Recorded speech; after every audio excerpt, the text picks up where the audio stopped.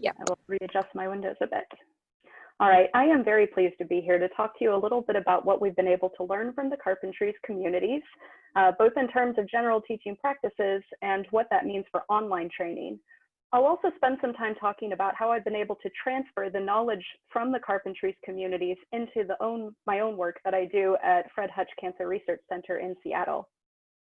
I'll say that my slides are available on SlideShare, and you're also welcome to connect with me, and Twitter seems to work the best. If you aren't familiar with the Carpentries, this is a globally distributed organization focused on reproducible computational methods. We aim to be the leading inclusive community teaching specifically computing and data skills. You may have heard of one of the 3 lesson programs within us: data carpentry, library carpentry, and software carpentry. I've included the URL here so you can learn a little bit more. I became acquainted with the Carpentries in 2012. I actually attended the very first data carpentry workshop. I have been an instructor for the Carpentries since 2014, and I've been involved in community governance, participating on the executive council for 4 years. My term just ended. What that means is that I'm very familiar with the work that the Carpentries does, and I've been able to leverage that in my own career.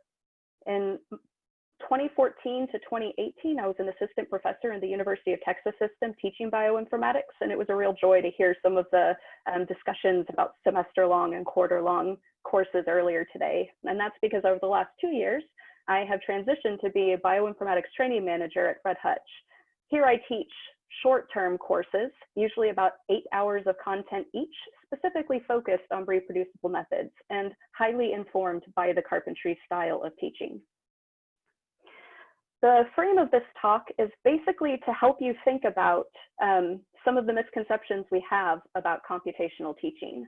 And so one of those is thinking, well, teaching online, it's not that much different than teaching in person. And so, well, if I'm used to standing in front of a bunch of folks talking, then it's not such a big deal to sit in front of a computer and talk to a bunch of folks. When you get into it though, and you start to realize this is what you have to look at instead, usually your own face and your own code, it becomes a much more daunting task.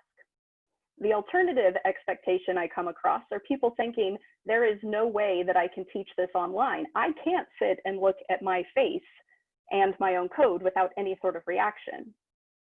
In reality, I'd like to share with you today some of the ways to encourage communication, especially among folks who may be a little bit reticent to communicate back with you.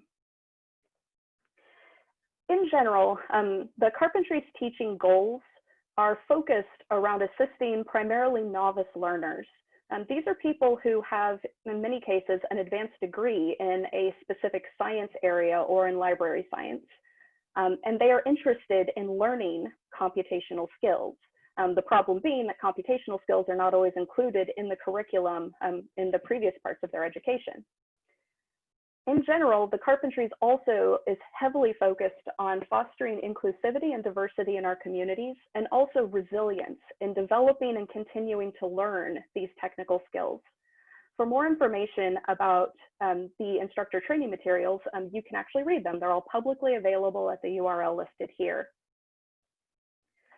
How the Carpentries teaching methods work in the classroom, again, is heavily focused on an applied approach, a very strong focus on practical skills that are very specific and yield a very solid deliverable.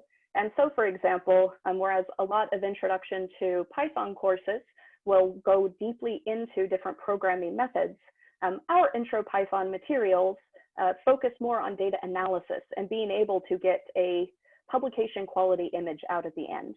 These are things that are more likely to be high in demand on the part of folks taking our courses. If you attend a Carpentries workshop, you'll note that they tend to be almost exclusively focused on live coding demos, with the instructor modeling how it is to start with a completely blank, clean slate and start adding code to be able to get to a specific end. The learners or participants in the class are expected to follow along. These tend to be volunteer-led workshops, about 2 days in duration. Embedded within these classes are very regular opportunities for the participants to both practice their skills and provide feedback afterwards. That's feedback in terms of how the class is proceeding and whether or not it met their expectations at the end. The Carpentries had previously used online teaching for treating instructors in how to teach. However, we had not been encouraging computational workshops be taught remotely. We had, of course, had various people who had co-opted the materials and used them that way, but in general, we really focused on in-person courses. Given the events of the last 4 or 5 months, we quickly realized that this was the time that we needed to make the pivot. And so, again, because of the community focus of the Carpentries, we solicited recommendations for what the community thought would be best practices and key ideas. Some of the things that came out of these recommendations specifically referenced retaining all of the key aspects of Carpentries' teaching methods. That specifically means using video conferencing as opposed to trying to pre-record lectures. We also included a lot of notes about being able to plan ahead to accommodate technology. That means knowing the online platform like Zoom or Microsoft Teams that you're using, as well as understanding the software being taught and the specific nuances of how that software could potentially go wrong. So making sure that people had things installed ahead of time. At the link provided at the bottom of this slide, there are a few checklists specifically related to how to prepare for working with technology, in general, planning your instruction, and also some reminders on how to debrief. And that's to connect with the rest of the community and try to iterate and do a little bit better the next time around. I'll also say that the Carpentries strongly recommends that a first-time instructor for teaching this way does not try to do it online. It can be pretty challenging, but of course, I am happy to share my own recommendations. It's exactly what I'm going to do. And in general, this is going to think about, now that I know how the Carpentries tends to accept things, what does that mean about translating over into my own environment, my own teaching at Fred Hutch? And so, of course, I had to start canceling my in-person classes starting in March. And since then, I've taught several Introduction to R, Introduction to Python, Intro to Git and GitHub, and Intermediate Python programming courses through the Hutch. And I can safely say sort of what the key points that I've pulled out of that are. These classes have always been historically adapted from Carpentries. I have switched up the data to be cancer related because that fits my audience. But in general, the teaching practices of the Carpentries are still consistent. So my first recommendation is to prompt your participants more frequently than you would be accustomed to for feedback. In general, I tended to post before class every time that I was available for questions, and that's to help alleviate people who may have imposter syndrome, who may have felt like the last class was too difficult, who may have gotten lost, to be able to make sure that they were not going to be starting behind the game at the beginning of the next class. I also continued to prompt throughout class, specifically asking, like, can you give a thumbs up or a thumbs down in the chat telling me whether or not my pacing is too quick? Let me know, do you want to spend some more time practicing this? And because it is really hard to stare at a screen and talk for hours at a time, I also strongly encourage the use of things like emojis to try and help people figure out how it is that they were feeling at a given point in time. The next idea that I want to emphasize is being prepared to say the same thing over and over again. When you're teaching online, you are dealing with folks who are trying to balance multiple screens. They're trying to type in their own IPython notebook as well as watch your IPython notebook, and it gets really confusing. So changing how your pacing is proceeding ends up being incredibly important. Additionally, provide a copy of the teaching materials so that they can reference those later. I have examples listed at the URL here, which is a GitHub organization through which I've published all of my own materials.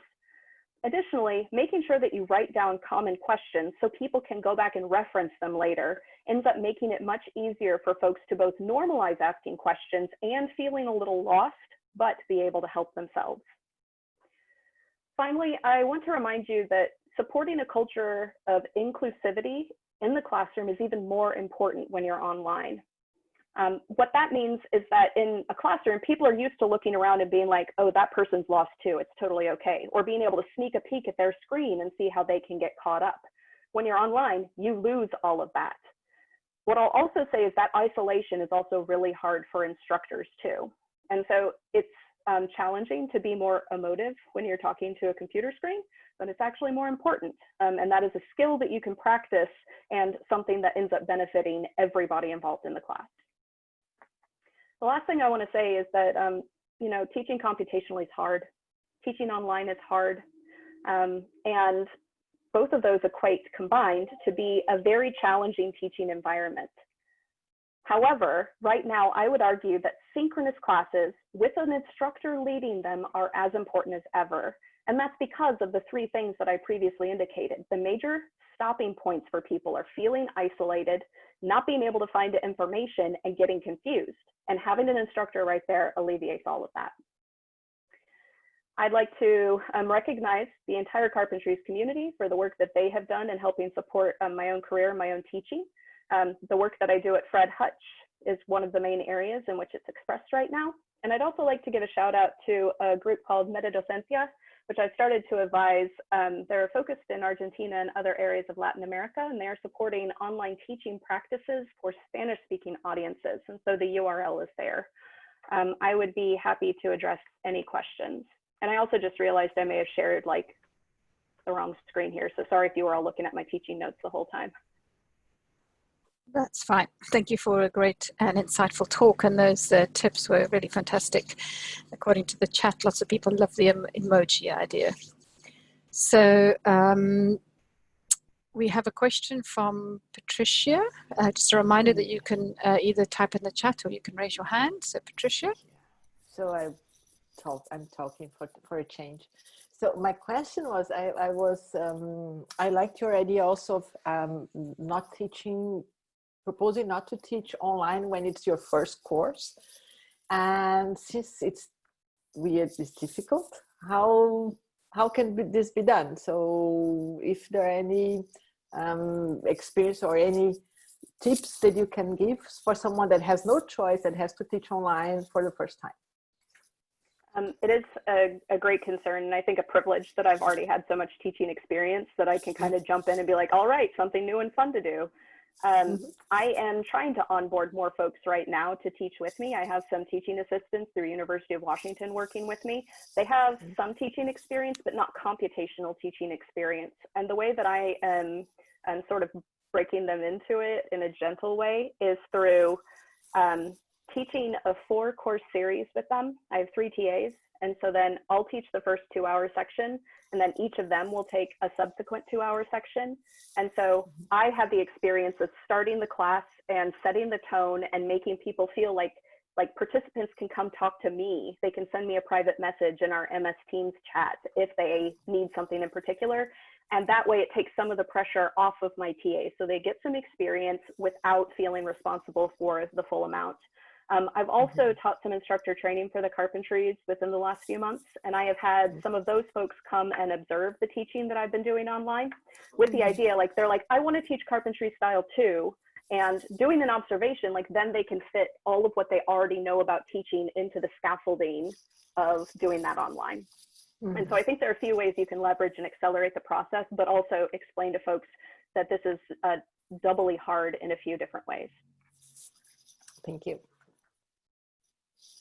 Thanks. Are there any more questions? I'm looking for raised hands. Or what platforms have you, so this is from another Patricia, what platforms have you found more participant friendly and interactive for teaching programming online? So I primarily teach through Jupyter Notebooks and RStudio, and both of those I ask people to install locally on their own machines. And both of those interfaces I found are the easiest. I actually don't teach Jupyter Notebooks for in-person classes. For some of them, I teach like VS Code or Atom for more advanced programming, but I found Jupyter Notebooks is actually more useful. In terms of what I teach online, the Hutch supports MS Teams. And so in terms of the delivery platform, that's pretty much what I'm stuck with. Carpentries community uses Zoom. I've also used Zoom, the webinar version, for teaching workshops as well through other organizations. I saw Cass had a hand up earlier. Okay, and then I'll catch Patricia. Okay. Yeah, I just wanted to follow up on this super idea of bringing in observers, because we've had many discussions about whether or not virtual training is as scalable as we all thought it was going to be in the beginning. And I think the general feeling is that actually it's not as scalable as we might have imagined.